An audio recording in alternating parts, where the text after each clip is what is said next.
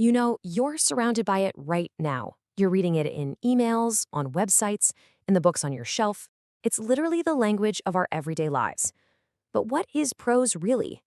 Today, we're going to pull back the curtain on this thing we see all the time and really get to the bottom of what it is and how it works. Okay, so here's our game plan.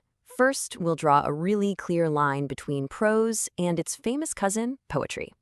Then, we're going to nail down what prose actually is. After that, we'll split it into its two gigantic worlds, fiction and nonfiction. From there, we get to explore all the awesome genres, and finally, we'll talk about why this everyday language is just so incredibly important. So, picture this. You pick up a novel, then you read a poem. You feel the difference, right? Of course you do. But could you explain it? What's the real difference? It seems like a simple question, but the answer really unlocks the entire structure of how we write. And that's exactly where we're going to start. Because the answer isn't just about the topic or the mood. Nope, it's about the fundamental building blocks, the very DNA of the writing itself. This right here breaks it down beautifully. On one side, you have prose. Its basic parts are sentences and paragraphs. It's designed to sound like natural speech, the way you and I are talking right now. It just flows across the page. But poetry, or what we call verse, plays a totally different game. Its basic units are the line and the stanza. And those line breaks, they're completely intentional. They create rhythm, they create emphasis, they're part of the art. And this really shows you the different jobs these two forms have.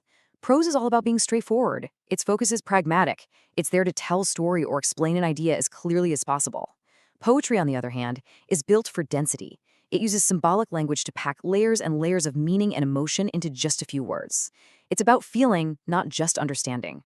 Okay, let's keep moving. Now that we have a good idea of what prose isn't, we can finally pin down a really clear definition of what it is. So, here it is. At its core, prose is just language that sounds like people talking. It follows the rules of grammar we all know, not some strict poetic meter. And I love this little tidbit.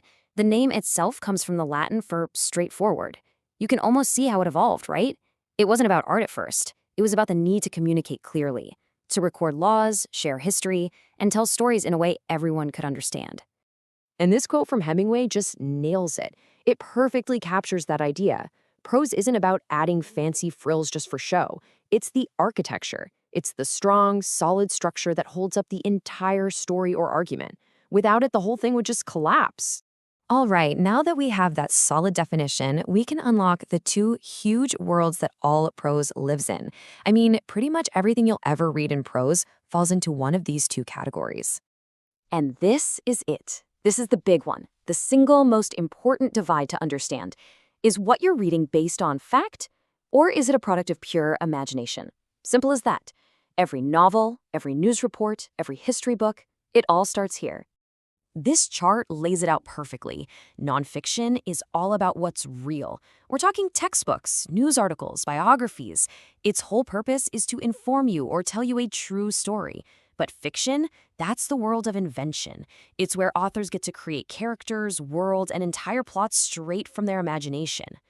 So with that foundation, prose split into fiction and nonfiction, now we can start to map out the absolutely massive, incredible universe of genres that grows out of those two worlds. And here's a fantastic way to think about it. Imagine prose is the thick, sturdy trunk of a giant tree. Well, all the different genres, they're the major branches sprouting out from that trunk, each one creating its own unique world of storytelling. So on the fiction side of the tree, these branches take us to all kinds of amazing places. You've got science fiction, which takes us to the future, fantasy, which builds magical worlds from scratch, mystery, where we get to play detective.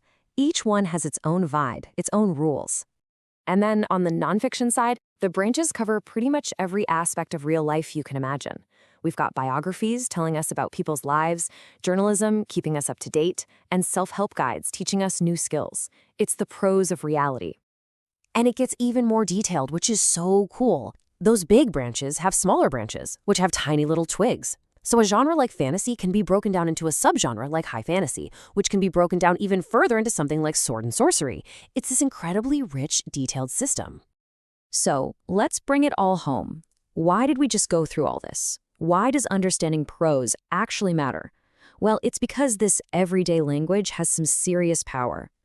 When you get right down to it, prose is the engine of how we connect with each other. It's the main tool we've got for sharing big ideas, for recording our own history, and for telling our stories.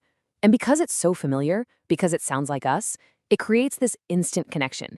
It lets us step right into someone else's shoes, or understand a complex idea like it's the simplest thing in the world. So I'll leave you with this question to chew on. As you go about your day, just kind of pay attention. From the news articles you skim, to the novels you get lost in, to the simple text messages you send, what kind of prose is shaping your story?